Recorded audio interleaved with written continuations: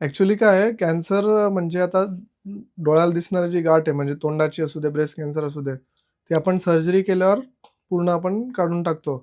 नंतर chemotherapy, radiation असं सगळ्या ट्रीटमेंट झाल्यावर आपण ती ट्रीटमेंट सगळी झाल्यावर एक स्कॅन करतो, पेट स्कॅन. त्यात काही आजार दिसत नाही, काही राहत नाही.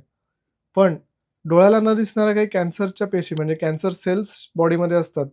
लोकल साइटवर किंवा ब्लडच्या वेसल्सच्या आतमध्ये ते शरीरात सगळीकडे फिरत असतात.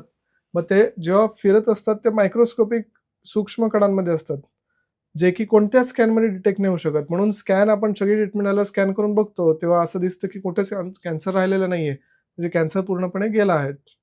पण जर या कॅन्सरच्या पेशी ज्या शरीरात फिरतायत, पण पुन्हा 6 महिन्यांनी, 2-3 वर्षांनी पेशंटची इम्युनिटी कमी झाल्यामुळे त्या कॅन्सर पेशी ज्या मायक्रोस्कोपिक सेल्स काही फ्यू सेल्स म्हणजे खूप कमी नंबरमध्ये समजा राहिल्या आहेत आणि शरीरात ब्लड वेसल्समध्ये फिरतायत किंवा कुठेही लोकल साइटवर पण जर राहिल्या असतील मायक्रोस्कोपिक सेल ज्या कशातच दिसत नाहीत, कोणाला दिसत नाहीत डोळ्यांनी आणि स्कॅनमध्ये पण नाही.